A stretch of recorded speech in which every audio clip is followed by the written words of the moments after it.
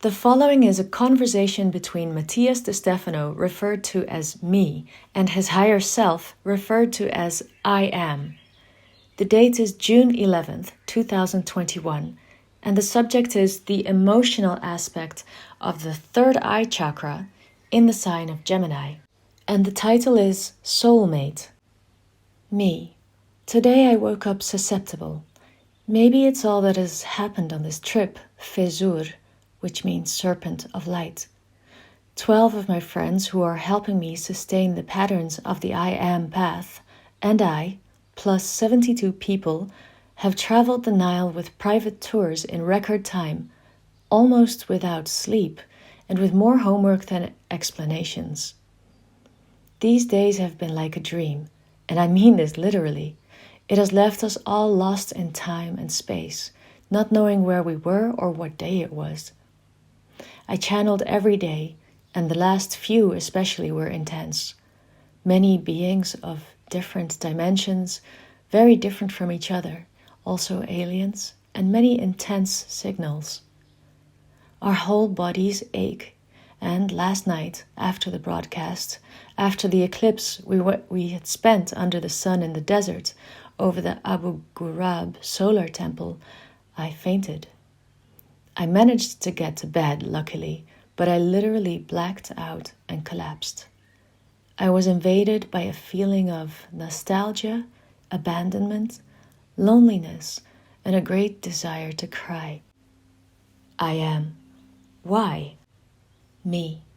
I think it was a decompensation in many ways. He was very tired with many people, everything very intense, and suddenly it was over. I no longer needed strong energy to sustain anything or plan anything.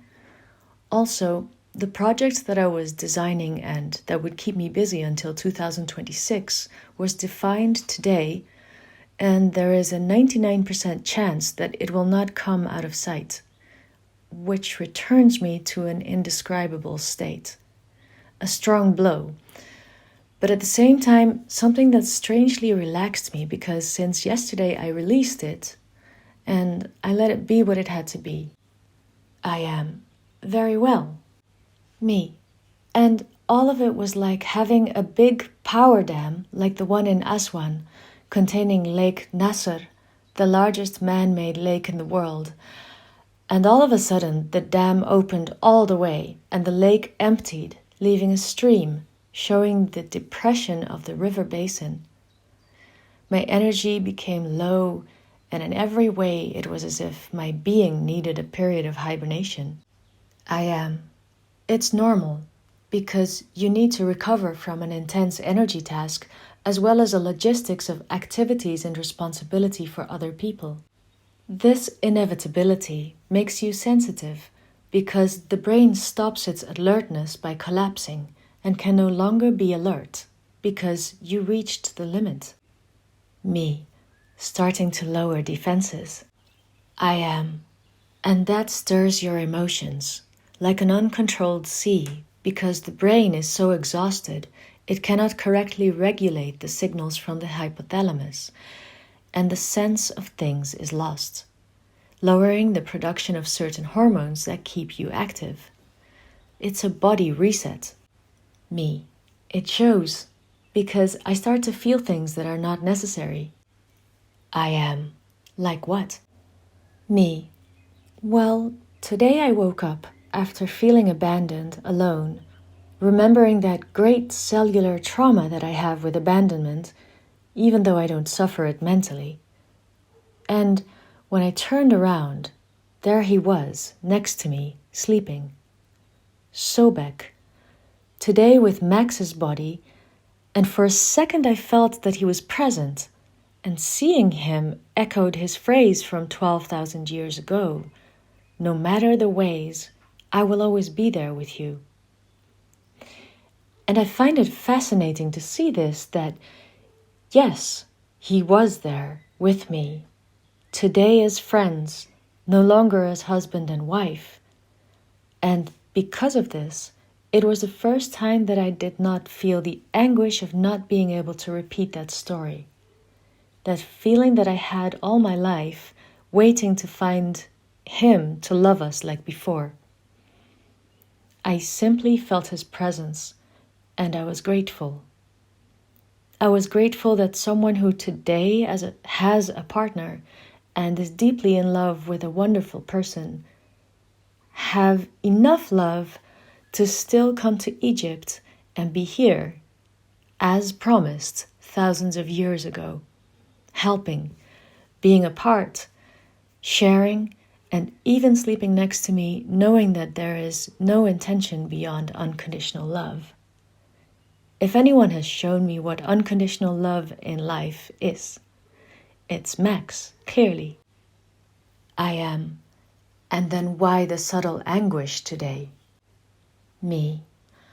Ever since I remembered Sobek, when I was between 11 and 12 years old, I remember how in love I was with him. We were for each other, a love so strong that I felt like it had gone through 12,000 years of history to reach my heart again. Our bodies are different today, but I couldn't see the shape of him at all, but what I felt for him. Our lives, our children, the things that amused us, the trips we made, the problems we had to solve, and the very plan for which I am here doing what I do. Everything came to me today because of his loving gaze. The first memory with him was in front of the Sphinx, him telling me that phrase, that he would always be with me beyond forms and time. And the second image, which I drew, was him sleeping in bed next to me. When I saw him sleep today, I felt the same. I am. What did you feel? Me, the twin soul. I've been in love with him for 12,000 years. And all the couples I've had in this life, and despite the ones I've fallen in love with, behind, I could see his smile and his support. There was something inexplicable, a story impossible to deny. When I found him in this life, I burst into tears for knowing that we could not be together in this life, clinging to the idea of the past. And I did not see something key. And that is that love has many forms if it is true love. It has nothing to do with the love of a couple, but is transcendental to all loves. At first I felt that love that Shu had for Sobek, but with time and the healing of my past with him, I was able to love him as a son, a father, a brother, a friend. And suddenly all kinds of love were present. I am. So what is it that makes you nostalgic? Me. The death of the twin soul idea? I am. Interesting. Tell me what the soulmate is for you. Me. It's a very old concept which says that all people come in pairs and that we are separated in different parts of the world. There is an internal longing to find the other half, to complete oneself. You feel a kind of emptiness that needs to be filled, which leads us to the romanticization of the idea that that part lies in another person, and that both are connected by love, and getting in tune with love is called falling in love. Thus, a being becomes complete. I am. Interesting animal interpretation of reproduction. Me. My God, what an annihilating phrase given the beauty of what I was sharing with you. I am. I'm sorry, however, it's the truth. Eukaryotic cells need to share genetic material to improve, exchange skills that better adapt to the environment that surrounds them. For millions of years, this exchange has been based on finding the other part that contains the gene necessary for said adaptive and stabilization process. Thus, both plants and animals have based their lives on the search for another. Groups of eukaryotic cells looking for other groups of eukaryotic cells in the form of organisms, which allow them to evolve, reproduce, pass their information to the next level, become eternal. Me, love, meaning amors, meaning without death, eternal. I am, and so, to achieve this, they must fall in love, attract each other, fall for each other, give themselves completely, join as one.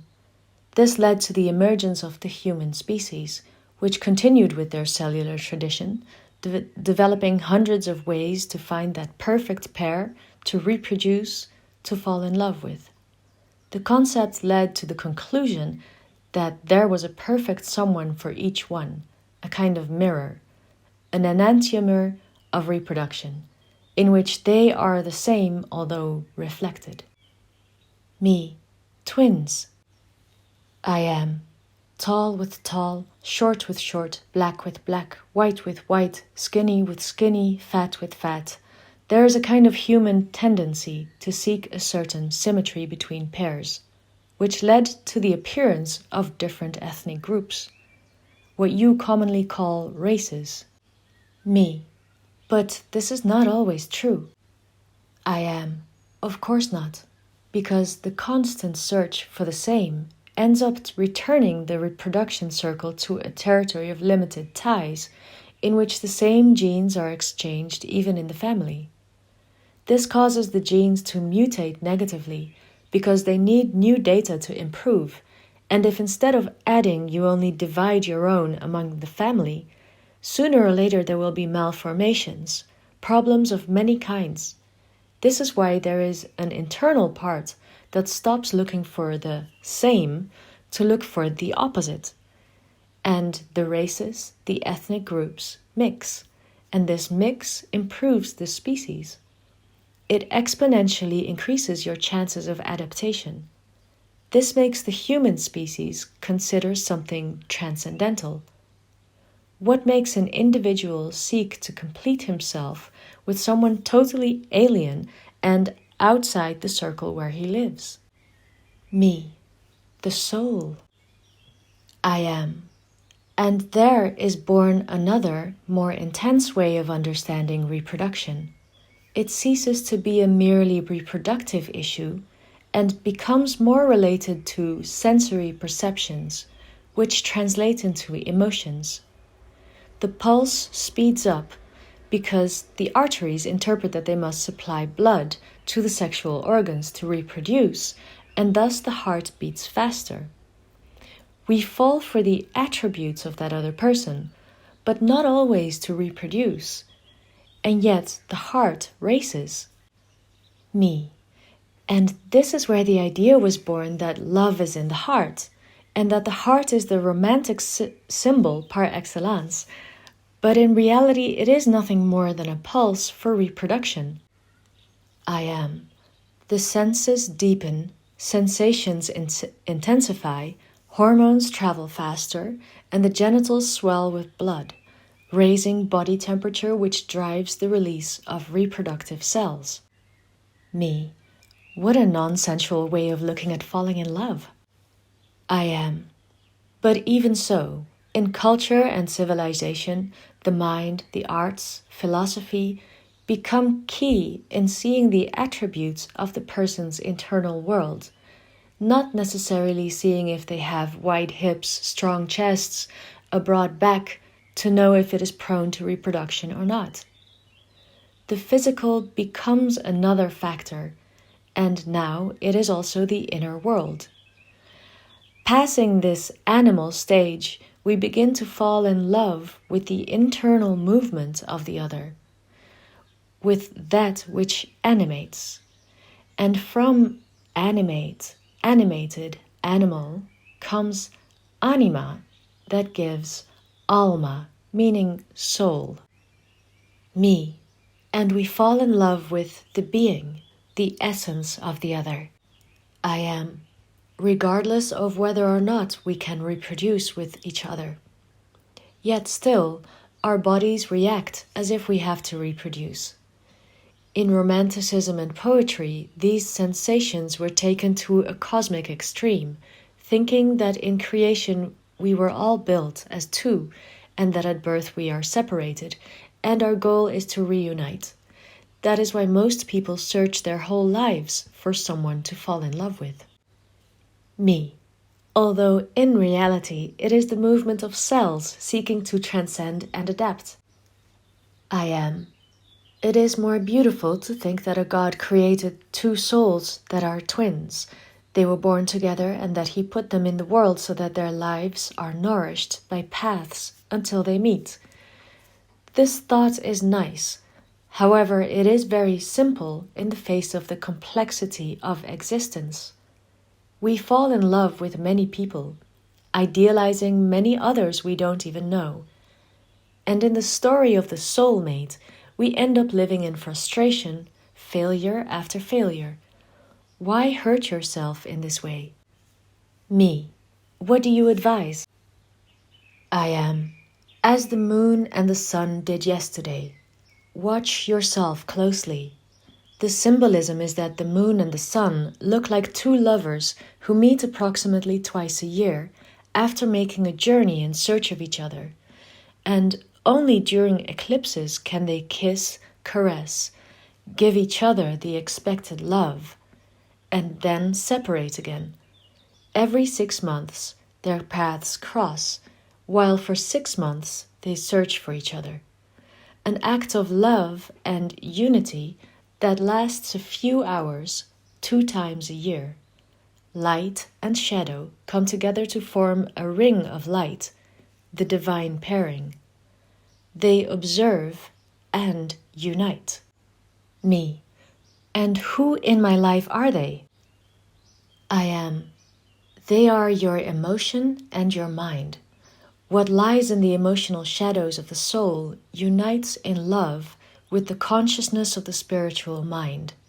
Both energies come together in absolute contemplation and recognize when looking into each other's eyes that they have traveled different paths all their lives, but hoping to unite in a kiss of love.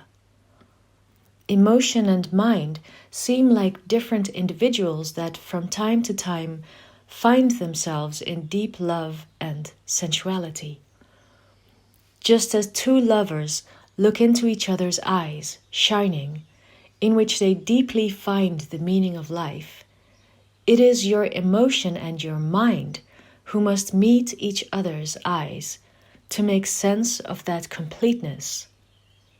No one can complete you from the outside. External agents can only show you hidden emotions or ideas. You do not fall in love with the other, but with what you are when you are with him. Me. I am the one who falls in love, and therefore everything I feel was always in me, not in the other.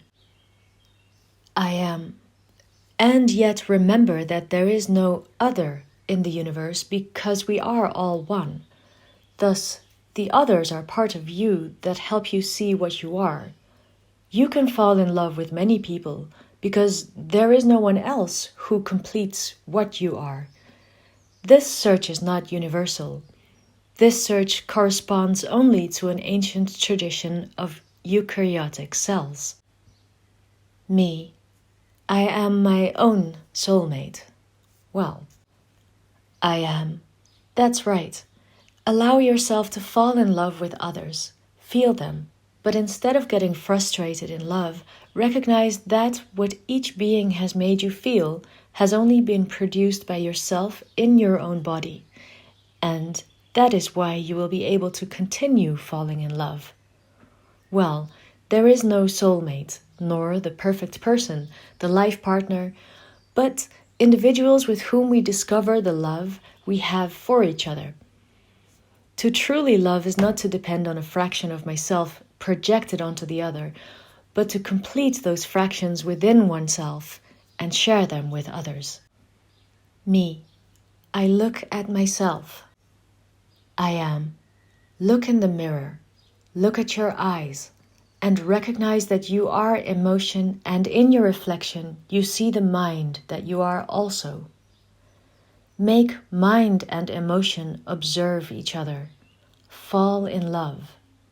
interlace the fingers of your hands, and sigh, giving you the love you deserve.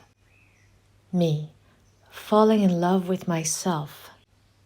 I am, and so you can love the world. My